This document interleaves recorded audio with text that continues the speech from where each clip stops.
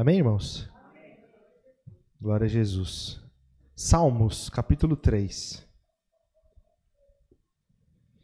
Hoje, infelizmente, fui num funeral, irmã da minha mãe, minha tia, mais de 80 anos, né? Muito querida, minha tia, e vários filhos, muitos filhos, família enorme. Revi muita gente que eu não via, né, há muito tempo, lá em Santo André. E a gente aprende até com a sabedoria de Salomão, né, que diz que é melhor estar na casa do luto, não é isso? Por quê? Porque é bom, é lugar de alegria, é isso? Não. Por que é bom? Porque quem está nesse lugar, ele reflete. No momento da morte, principalmente quando é alguém que a gente ama, que a gente conhece, vai trazer reflexão, não tem jeito, né? Não tem jeito. E como é mais fácil, quando esse dia, a hora que ele chega, a pessoa que dormiu, né, que morreu, ela morreu em esperança, crendo em Jesus. É muito mais fácil, né?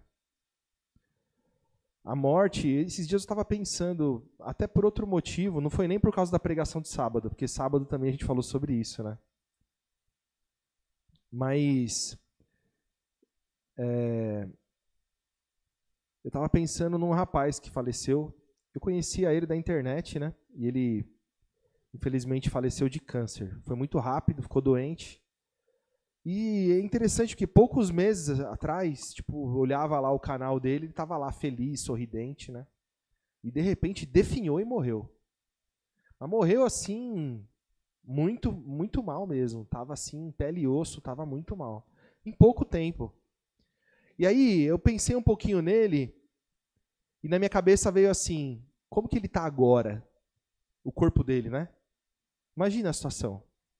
Então a morte, ela é terrível. A morte é algo terrível, é uma maldição terrível, não é? Nós estamos vivos, mas se você começar a pensar e você não tiver um pouquinho de maturidade, você pode ficar até em depressão, pensando na morte. Quando eu era criança, eu chorava porque minha mãe ia morrer. Eu sabia que a minha mãe ia morrer, então eu já chorava, só de eu pensar, né? Meditava nessas coisas, tal. Então, Jesus Cristo, ele, irmãos, a obra de Jesus Cristo, ela é fantástica. Ela é maravilhosa. O que o Senhor Jesus fez pela humanidade, o que Deus fez, amou todos os homens, amou o homem, né? Entregou-se a si mesmo, né? Glória a Jesus. Foi uma morte trágica, sofrimento e dor para que nós pudéssemos ter vida. Então, a partir desse entendimento, eu já não olho mais para a morte, ela já não é mais feia e horrorosa. Olhei ali minha tia, pensei assim, essa aí era a roupa que ela vestia, não é? Não é assim? Então, eu queria, porque eu sempre falei disso, né? Então, Salmos capítulo 3, Davi, ele falou muito nos Salmos dele sobre salvação. Nos Salmos a gente vê muito sobre salvação, em outros textos também. Mas não é a mesma salvação de Jesus. Eu quero mostrar isso para os irmãos. Porque muitas pessoas, eu já vi teólogos já, defendendo de que antes de Jesus muitos foram salvos. E não foram salvos. Jesus Cristo é o primeiro. Não é? Dos que dormem, ele é o primeiro. Quem entrou no céu, que ressuscitou e entrou no céu, Jesus é o primeiro. Não é isso? A palavra do Evangelho revela isso. Então vamos ler. Verso 1, capítulo 3 de Salmos. Senhor, como se tem multiplicado os meus adversários. São muitos os que se levantam contra mim. Muitos dizem a minha alma, não há salvação para ele em Deus. Irmãos, que inimigos são esses aqui? Por acaso o Davi estava falando de hostes espirituais da maldade? Do ar nos lugares celestiais? Não, ele estava falando de filisteus, amorreus, jebuseus, perezeus, a vizinhança de Israel, os povos gentios, né? São essas pessoas. Então, quem eram os adversários do povo de Israel? Eram outros povos. Entra numa outra questão. O evangelho, para nós entendemos, né? Glória a Jesus pela revelação, que os anjos foram aqueles que operaram no Velho Testamento. Quem apareceu para Moisés no monte? O anjo. Né? Quem que conduzia Moisés? O anjo. Era um só? Não. Eram muitos. Quem que estava sobre as outras nações? Anjos. Por que havia uma grande luta entre as nações? Porque havia luta entre os anjos. Mas tinha um que era mais poderoso. Não é? Tinha um que era mais poderoso. Então ele diz assim: porém tu, Senhor, és um escudo para mim, a minha glória e o que exalta a minha cabeça. Com a minha voz clamei ao Senhor e ouviu-me desde o seu santo monte. Que monte é esse? Não é? Tem a figura do Monte Sinai, né? O Senhor, aqui, né, no Velho Testamento, muitas vezes apareceu, né, para Moisés no monte. Então, eles têm essa imagem, né? Verso 5. Eu me deitei e dormi, acordei, porque o Senhor, ou seja, eu não morri. A salvação deles era essa. Ser morto ou morrer antes da velhice para um judeu nessa época era algo terrível. A tristeza era muito grande. O funeral durava um tempo muito grande. Eles choravam. Por quê? Porque não havia esperança. Uma pessoa que morria antes do tempo era uma tristeza muito grande para a família. Não que hoje não seja, hoje é também. Mas hoje se tem esperança. Hoje nós choramos muitas vezes de saudade. Nós choramos muitas vezes porque a gente não quer se separar da pessoa que a gente ama. Então existe uma dor muito grande dentro da gente. A saudade, eu não vou mais ver essa pessoa, é muito difícil, né? Mas não é como nessa época em que não havia esperança. Aqui Davi está falando do quê? Que salvação é essa? Permanecer vivo. Maior tempo possível. Olha só.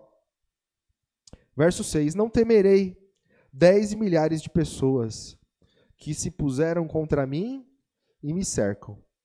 Levanta-te, Senhor, salva-me, Deus meu, pois feriste a todos os meus inimigos nos queixos, quebrastes os dentes dos ímpios. A salvação vem do Senhor, sobre o seu povo seja a tua bênção. Não é? Capítulo 18, irmãos, vamos aproveitar que a gente está aqui. Vou pegar um texto mais pesado. Esse texto ele tem outras revelações, no capítulo 18. Eu vou tentar não sair dessa que nós estamos falando agora. Capítulo 18, verso 1. Eu te amarei, ó Senhor, fortaleza minha. O Senhor é o meu rochedo e o meu lugar forte, e o meu libertador, o meu Deus, a minha fortaleza em quem confio, o meu escudo, a minha salvação e o meu alto refúgio.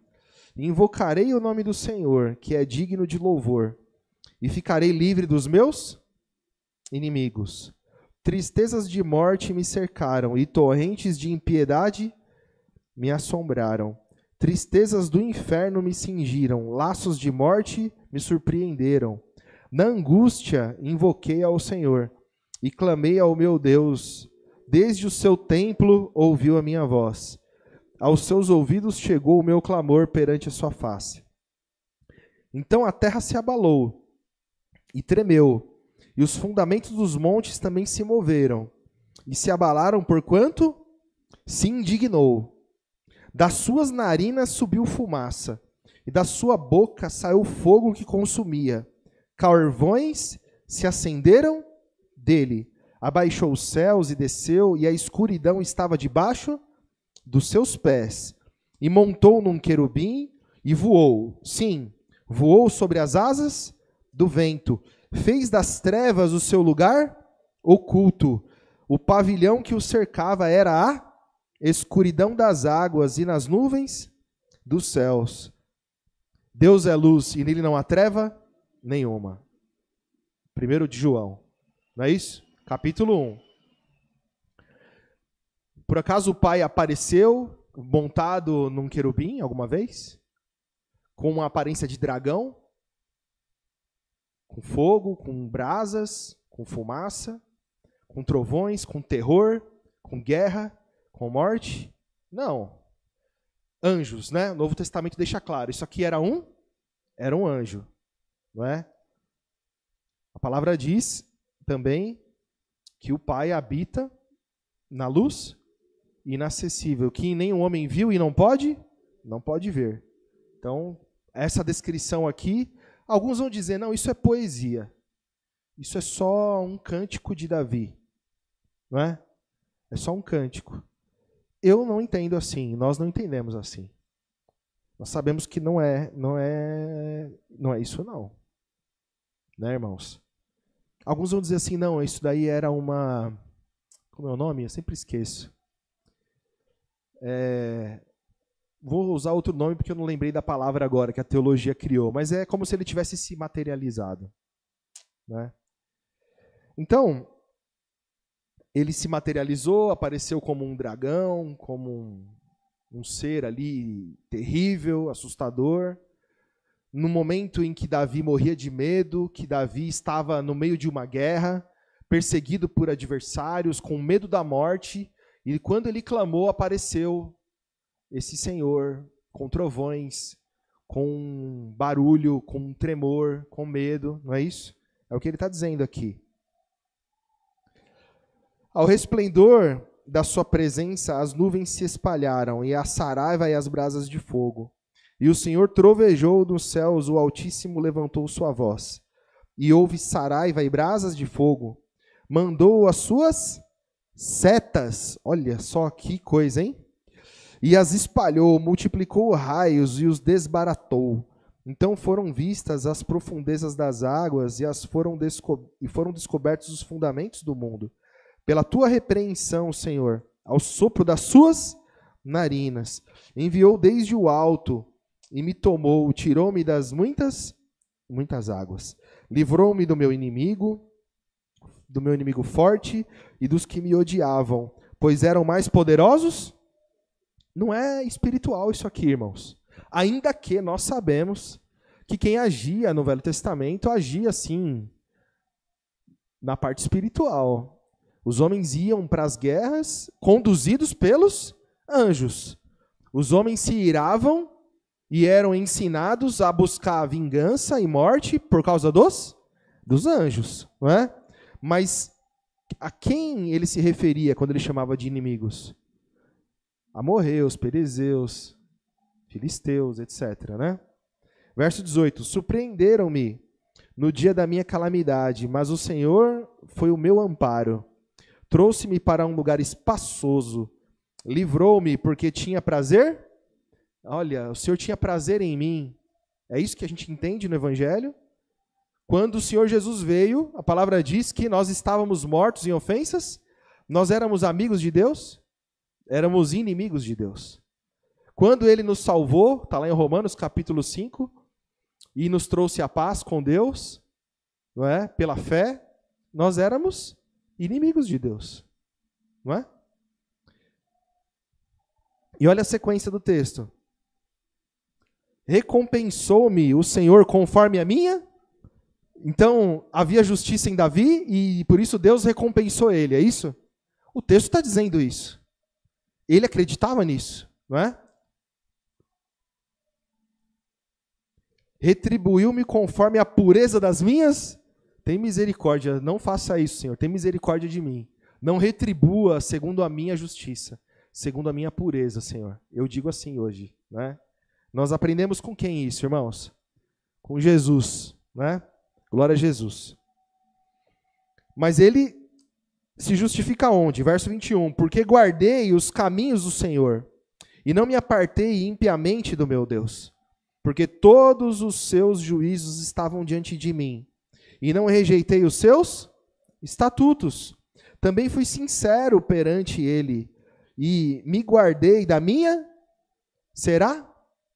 Todos pecaram, e destituídos estão da glória de Deus. O Evangelho revela, não é? Então, verso 24, assim que retribuiu-me o Senhor conforme a minha justiça, conforme a pureza das minhas mãos perante os seus. Então, quando as pessoas não têm entendimento do Evangelho, muitas vezes elas vão por esse caminho aqui. Elas acreditam que uma pessoa que é religiosa, ela consegue ser justa e consegue de Deus algum reconhecimento. Ela acha que ela pode receber. Eu já estou saindo aqui do tema, né? Mas é importante, já que a gente leu esse texto aqui. Então, só para os irmãos entenderem. Davi, ele estava dizendo o que aqui? Eu era firme, não é?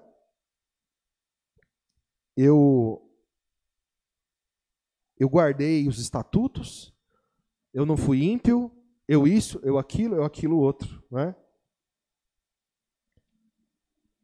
Tem até um texto aqui antes do verso 1, que fala assim, ó. Para o músico mor, salmo do servo do Senhor, Davi, o qual falou as palavras desse cântico ao Senhor, no dia em que o Senhor o livrou de todos os seus inimigos e das mãos de Saul. Né? Então veja, só para lembrar, tá? Quem é que colocou um espírito mau em Saul? O Senhor, né? Então, se ele cantou ao Senhor porque livrou das mãos de Saul, bem lembrado aqui que se Saul tentou matar Davi foi porque o Senhor pôs um espírito mau para que ele fizesse isso. Vamos deixar bem claro aqui. Não vamos esquecer e nem negligenciar essa passagem, né, irmãos? Então, Davi, ele tem uma salvação, mas ela é humana, material, temporária. Essa é a salvação do mundo. A salvação da carne, a salvação do orgulho, a salvação do ego, da posteridade, não é? Do homem. E nós sabemos, irmãos, que ainda que alguns nomes de homens ficaram gravados por muito tempo, e até hoje a gente lembra, homens antigos, não é? Eles vão desaparecer. Não vai sobrar nada. Nesse mundo aqui, a memória do homem ela é apagada a cada segundo, né? Se apaga um pouco mais. Vamos pular aqui, irmãos. Vamos para o 37. Persegui os meus inimigos e os alcancei. Não voltei, senão depois de os ter... Irmão, é verso, tá? Não é capítulo, não. Desculpa. Eu não sei se eu fui claro. Eu acho que não, né? Tem um amigo meu que ele fala assim, ele é negão, ele fala assim, fui claro ou fui escuro? Né? Ele faz brincadeira com isso daí. Verso 37, do capítulo 18. Persegui os meus inimigos e os alcancei. Não voltei, senão depois de os ter consumido. Atravessei-os, de sorte que não se puderam levantar. Caíram debaixo dos meus pés.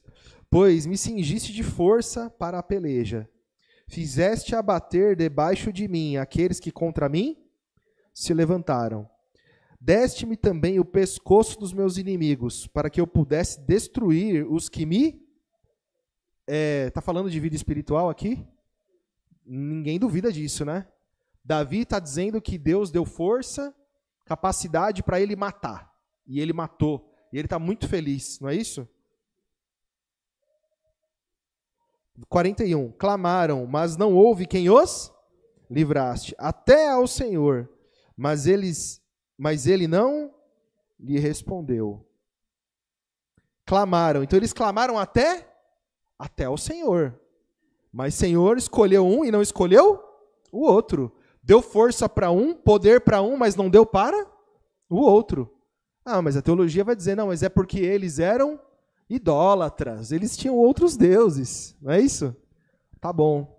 Quem foi que revelou Deus para eles? Em que momento que eles foram chamados para um monte e deram tábuas e se apresentaram para eles como Deus? Em que momento foi? Para que eles pudessem servir a um Deus que, em teoria, era o Deus correto. Que momento foi esse? Se só um povo recebeu uma mensagem, se só um povo recebeu tábuas, como que eu posso cobrar de outro povo? Como que eu posso? Será que ninguém pergunta isso? Não é? Ninguém questiona isso. Pois é. Então, clamaram, mas não houve quem os livrasse. Até o Senhor, mas ele não lhes respondeu. Então, os esmiucei como o pó diante do vento. Deitei-os fora como a lama das ruas. Livraste-me das contendas do povo e me fizeste cabeça dos gentios. Um povo que não conheci me servirá. Então agora ele está dizendo assim, eu vou também pegar uma parte deles para eu escravizar, para eles trabalharem forçadamente para mim. Né? Ouvindo a minha voz, me obedecerão. Os estranhos se submeterão a mim. Os estranhos descairão e terão medo dos meus esconderijos. O Senhor vive, e bendito seja o meu rochedo, e exaltado seja o Deus da minha.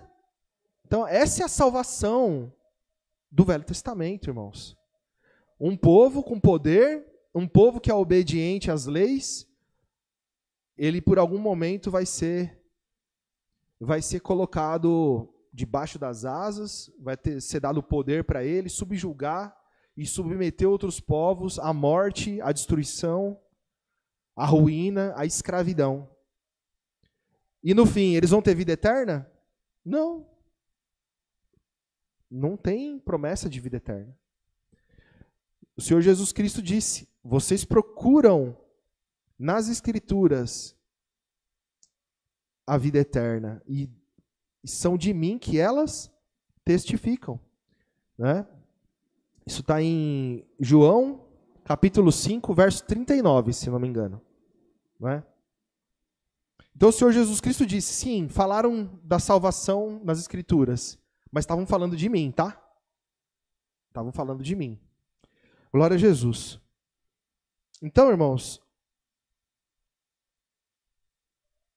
verso 47, é isso? É Deus que me vinga inteiramente e sujeita os povos debaixo de mim. O que me livra de meus inimigos, sim, tu me exaltas sobre os que se levantam contra mim. Tu me livras do homem violento. Assim que, ó Senhor, te louvarei entre os gentios e cantarei louvores ao seu nome, pois engrandeceste a salvação do seu rei e usa de benignidade com o seu ungido, com Davi, e com a sua semente para sempre. Então, é um cântico, são louvores, são exaltações, são memórias de uma visão, de um momento em que havia angústia, medo da morte, perigo de morte, na violência, mas que apareceu um Senhor montado num querubim, fazendo o diabo, botando medo, lançando setas, dardos inflamados, com fogo, com trovões, e aí ele prevaleceu, ele matou, e ele matou bem matado mesmo, ele assassinou mesmo, ele era um assassino cruel, Davi. Né? Ah, mas Jesus Cristo não é o filho de Davi?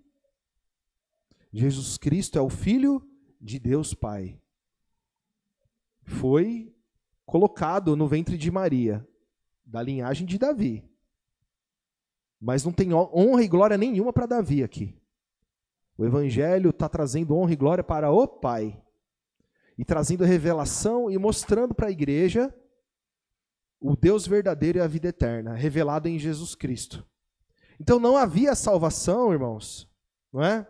Glória a Jesus. Vamos para Lucas.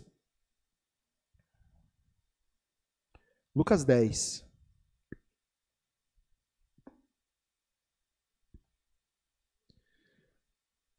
O irmão Denis inventa cada história. Não sou eu que invento, né? Não é o pastor Silvio que inventa. Não são os irmãos que inventam. O texto ensina. Capítulo 10, vamos ler a partir do verso 22.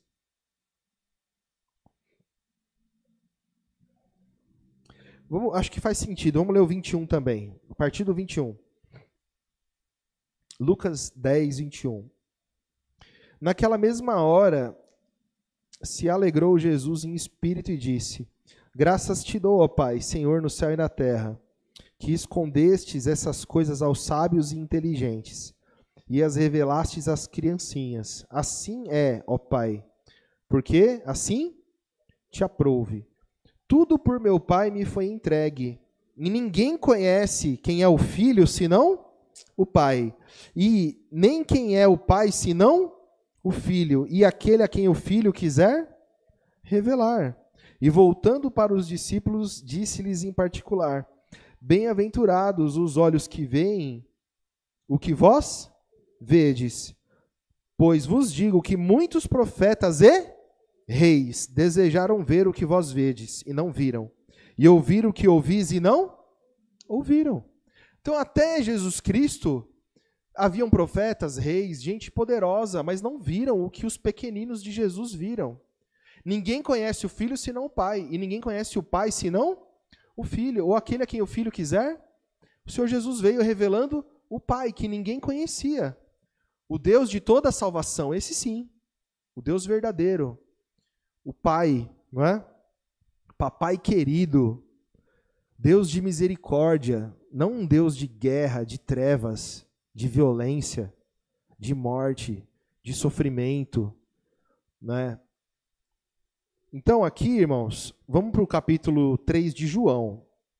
Um outro texto bem conhecido, né, irmãos?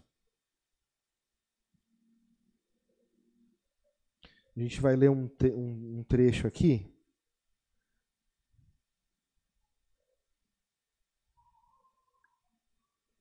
Então a gente sempre fala, né? Antes de Jesus ninguém foi ao céu. Mas, irmão, como é que você fala um negócio desse? Até no livro de Hebreus está escrito que Enoque foi elevado ao céu para não ver a morte. Está escrito lá. Não é?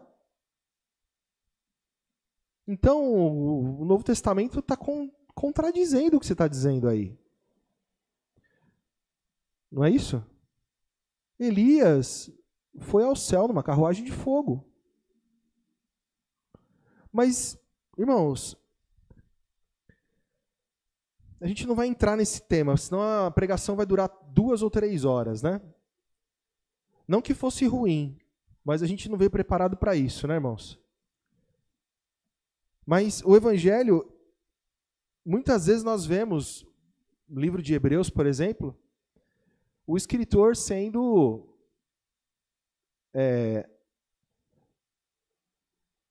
estratégico, usando a linguagem dos judeus, a mensagem dos judeus, para poder ensinar a palavra do Evangelho e a fé. Não é isso? Então, no capítulo 11 de Hebreus, fala só de fé, fala a fé da meretriz. A meretriz que escondeu os espias. Eu já falei isso muitas vezes, né?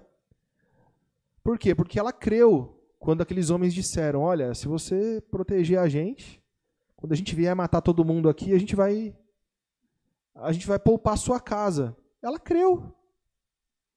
Então, o escritor, ele está fazendo o quê? Ele está levando as pessoas a entender a importância da fé. Mas a fé daquela mulher era a fé que nós temos hoje? É o que você aprende hoje? Não. O que se ensina no Novo Testamento é a fé em Jesus Cristo. É a fé na palavra do Evangelho. É a fé de que Jesus é o único Deus verdadeiro e a vida eterna. É a fé em que Jesus é o único, ou pelo menos era, né? Era o unigênito filho, o único filho gerado por Deus. Depois ele se tornou o primogênito entre muitos irmãos. E que nós só somos filhos de Deus porque cremos, porque a palavra diz assim: veio para o que era seu e os seus não receberam. Mas todos quanto o receberam, deu-lhes o poder de serem feitos filhos aos que creem no seu nome. Então nós cremos em Jesus e assim nos tornamos filhos de Deus. Glória a Jesus. Então no capítulo 3, irmãos, verso 13. Ora, ninguém subiu ao céu, senão o que desceu do céu, o Filho do Homem que está? Ninguém subiu ao céu, senão o que desceu do céu, o Filho do Homem que está? Acabou. Ninguém subiu ao céu. A minha Bíblia tem letras em vermelho, quando é a voz de Jesus. Quando é Jesus que está falando. Quem falou isso aqui foi Jesus. Ninguém subiu ao céu. Tem gente que fala que Moisés foi para o céu, irmãos. Vocês acreditam nisso? Tem homem graduado, de anel no dedo. Moisés foi para o céu. E aí defende que Moisés apareceu no Monte da Transfiguração, junto com Elias.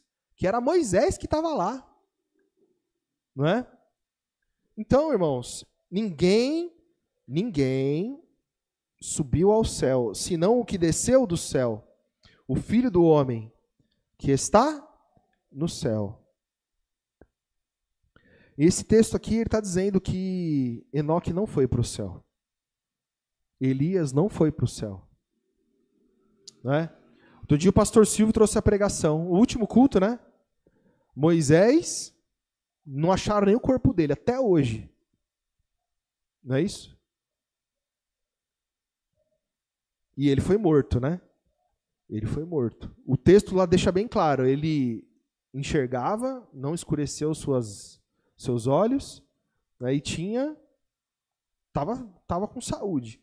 Se os irmãos voltam aquele texto um pouquinho, os irmãos vão ver o Senhor dizendo para ele: Moisés, assim como eu fiz com seu irmão, com a sua irmã, vai ser com você também. Se prepara aí. O que ele fez? Aí, quando você vai ler a história de Arão, foi morto. O Senhor o matou. E se o Senhor matou Arão, então o Senhor matou Moisés. Moisés, vem aqui. Eu prometi que você ia entrar, mas você não vai entrar. Você só vai olhar de longe, mas não vai entrar. Não é isso? É o que está escrito. Então não há salvação sem Jesus. Só a salvação é em Jesus Cristo. Só em Jesus Cristo. Glória a Jesus. Então, irmãos, vamos no capítulo 6 aqui de João mesmo.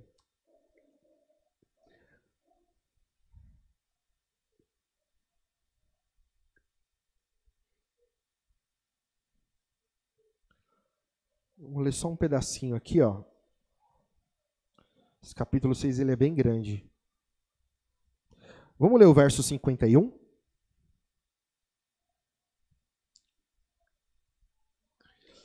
Eu sou o pão vivo que desceu do céu. Se alguém comer desse pão, viverá para sempre. E o pão que eu der é a minha carne, que eu darei pela vida do mundo. Palavra de Jesus. Letras vermelhas aqui na minha Bíblia. Foi Jesus que disse isso. Eu sou o pão vivo que desceu do céu. O alimento vivo que desceu do céu. Jesus é o verbo, é a palavra do Pai, é o caráter do Pai. Ele desceu do céu. Se alguém comer dessa palavra, se alimentar dessa palavra, viverá para... E se não se alimentar dessa palavra, não viverá para sempre. Tinha a palavra de Jesus antes? Não, não viveram para sempre.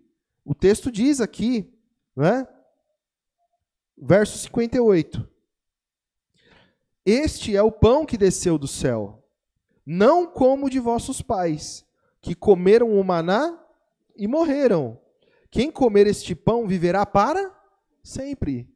Então, não é o maná material que Jesus está falando. O Senhor Jesus está falando da sua palavra e da palavra que os homens receberam lá atrás. Então eles receberam promessas. Todos morreram. Nenhum deles alcançou, antes de Jesus, a vida eterna. Não é? Depois de Jesus, aí sim. Porque o Senhor Jesus desceu até as partes baixas da terra, pregou aos espíritos em prisão. O Senhor Jesus Cristo, então, fez a paz. Levou a salvação até no Hades, onde estavam os mortos. Glória a Jesus. Então, a salvação chegou a esses homens? Glória a Jesus. Mas sem Jesus não tem salvação. O Evangelho explica melhor isso? Explica. Por isso que o Evangelho é incrível. É a palavra da vida. É a esperança do homem. Quem morre crendo em Jesus, conhecendo o Evangelho, a maldição da morte, a morte é horrorosa, mas quando a pessoa tem fé, ela não é nada. Eu olhei, eu nem fiz questão muito de ficar olhando para minha tia. Não é minha tia, não é? Não é minha tia. Aquilo ali, ela estava vestida daquilo ali, não é? Então, a gente não tem mais que se preocupar e se apegar com essa vida material nesse ponto, como eram os homens que não tinham esperança. Nós temos esperança, não é? Glória a Jesus. Então vamos finalizar lá em 1 Coríntios, capítulo 15.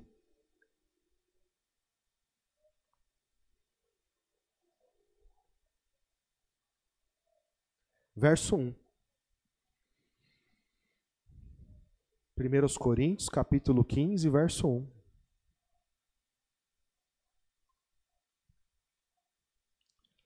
Então, irmãos, o apóstolo Paulo, ele resolveu vários problemas da igreja de Coríntio, dos coríntios, né?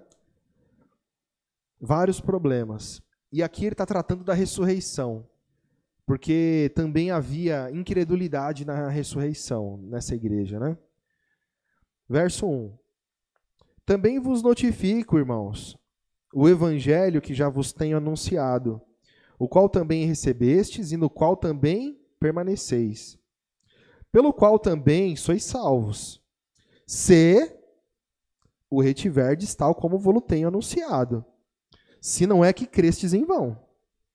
Porque primeiramente vos entreguei o que também recebi, que Cristo morreu por nossos pecados, segundo as Escrituras, e que foi sepultado, e que ressuscitou o terceiro dia, segundo as Escrituras, e que foi visto por Cefas, e depois pelos 12.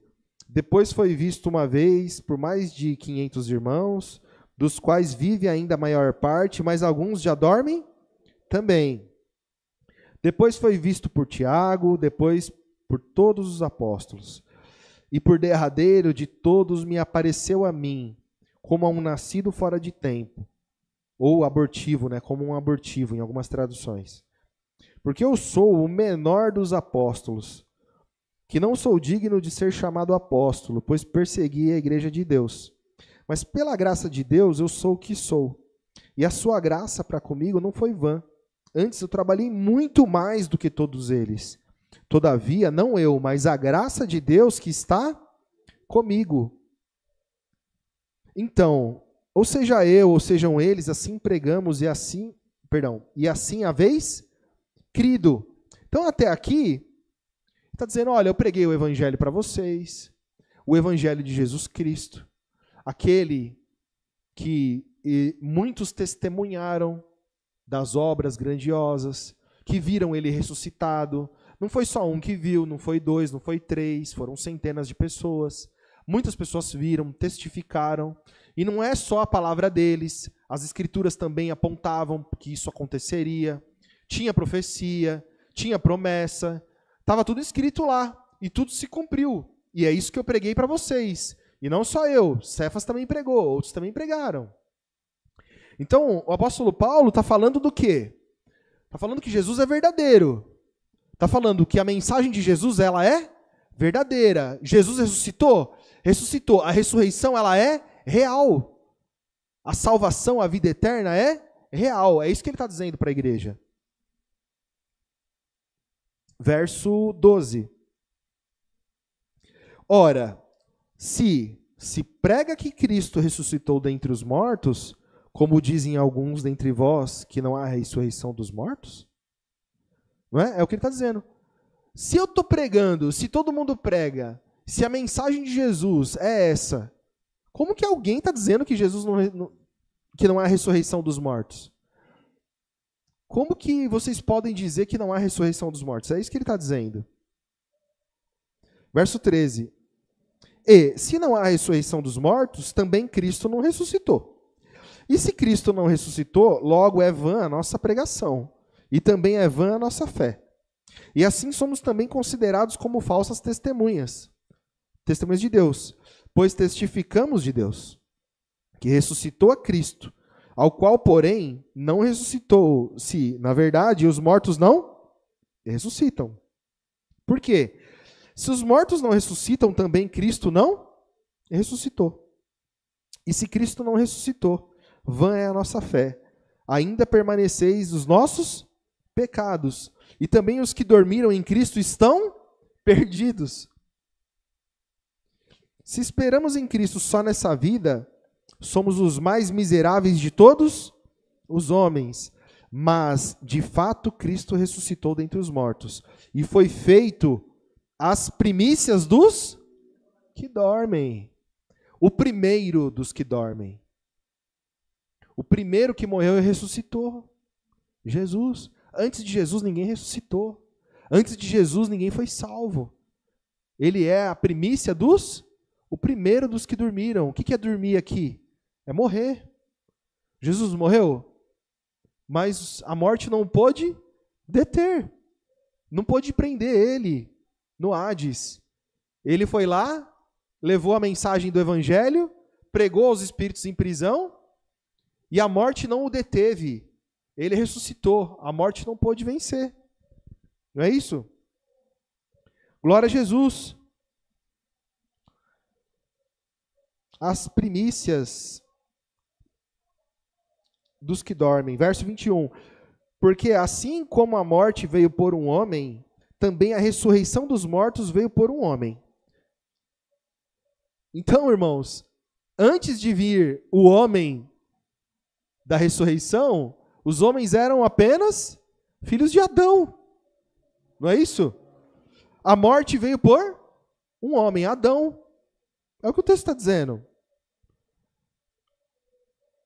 Verso 22. Porque assim como todos morrem em Adão, assim também todos serão vivificados em Cristo, mas cada um por sua ordem. Cristo tem uma ordem, irmãos? Tem uma ordem, né? Moisés veio antes de Cristo? Está aqui nesse texto que eu estou lendo? Não. Mas cada um por sua ordem. Cristo, as primícias, depois os que são de Cristo na sua vinda. Depois virá o fim, quando tiver entregado o reino a Deus, ao Pai, e quando houver aniquilado todo o império e toda a potestade. Está falando dos anjos. Está falando dos anjos. Porque convém que reine até que haja posto todos os inimigos debaixo dos seus pés. Que inimigos são esses? Filisteus, perezeus, amorreus, são os vizinhos ali de Israel, é isso? Irmãos, é outra palavra, é outro inimigo, é outra salvação, é outro Deus. Glória a Jesus, não é? Verso 26. Ora, o último inimigo que há de ser aniquilado é a morte, porque todas as coisas sujeitou debaixo dos seus pés. Mas quando diz que todas as coisas lhe estão sujeitas, claro está que se excetua aquele que sujeitou todas as coisas. E quando todas as coisas que estiverem sujeitas, então também o mesmo Filho, se sujeitará àquele que todas as coisas lhe sujeitou, para que Deus seja tudo em todos. De outra maneira, que farão os que se batizam pelos mortos, se absolutamente os mortos não ressuscitam? Por que se batizam eles, então, pelos mortos? Porque estamos nós também a toda hora em perigo? Eu protesto que cada dia morro gloriando-me em vós, por Cristo Jesus, o nosso Senhor. Aqui o que ele está dizendo é, gente, desperta, acorda, dá um chacoalhão, está dando um chacoalhão neles. Não é possível que vocês estão acreditando que não tem vida eterna. Está sacudindo eles aqui. Por acaso eu estou aniquilando a minha vida, me colocando em perigo, e vocês estão deixando tantas coisas dessa vida, e o pecado, e as coisas da carne, para quê? Se não existe vida eterna, se morreu, acabou? Acorda, gente, é o que ele está dizendo. Né? Eu protesto, verso 31, que cada dia morro, gloriando-me em vós, por Cristo Jesus nosso Senhor. Verso 32, se, como homem, combati em Éfeso contra as feras, que me aproveita isso se os mortos não ressuscitam? Comamos e bebamos, que amanhã morreremos. Essa conversa do mundo, irmãos, aproveita, olha só, né? Não vos enganeis, verso 33, as más conversações corrompem os bons costumes.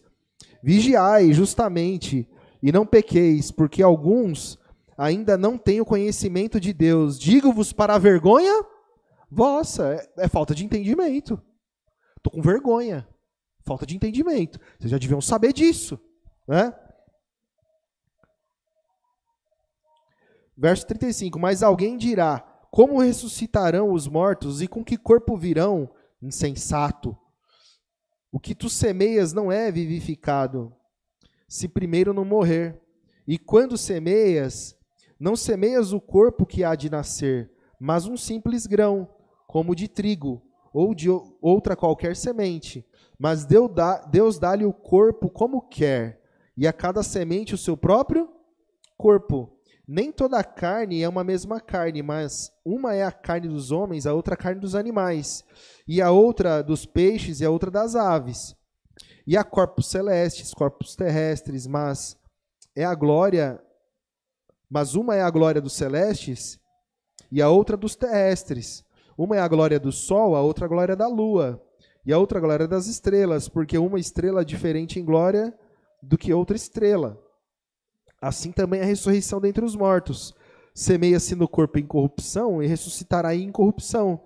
Semeia-se em ignomínia, ressuscitará em glória. Semeia-se em fraqueza, ressuscitará com vigor. Semeia-se no corpo natural e ressuscitará corpo espiritual. Há corpo natural e há também corpo espiritual. Então, o que ele está dizendo aqui? Não fica olhando para a sua vida e querendo adivinhar como que vai ser depois, porque é como uma semente. Quem imaginava que pegar uma sementinha tão pequena como a de mostarda viraria uma tão grande hortaliça? Um exemplo da Bíblia, né? Como que você podia imaginar que um carocinho redondo ali de abacate virasse um pé tão gigante de abacate? Olhando para a semente, é só uma semente.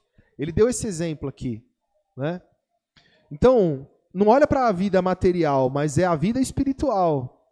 Nós estamos aqui habitando na carne, mas vivendo em espírito e semeando em espírito, para que nós possamos depois colher em espírito, né?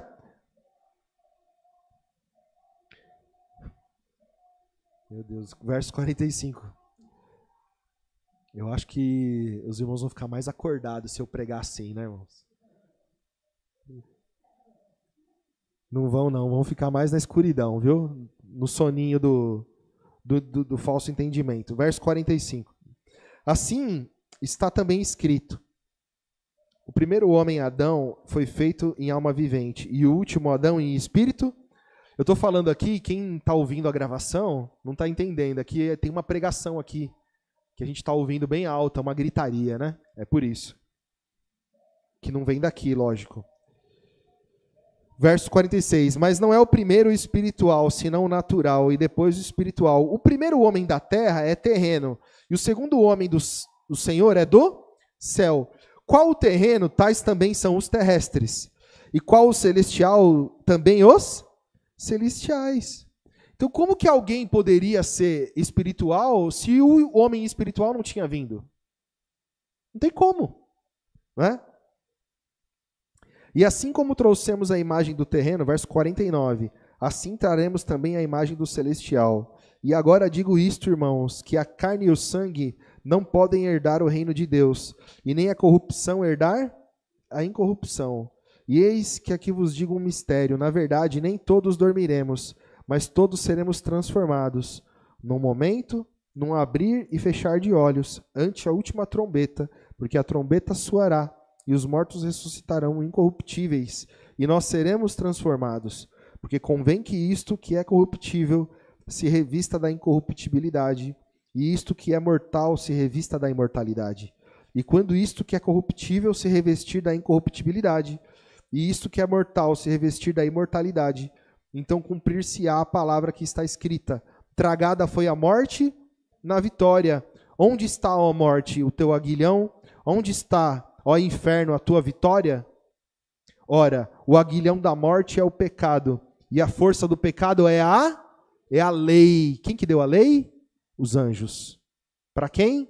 Para Moisés. Como é que Moisés venceu a morte, irmãos?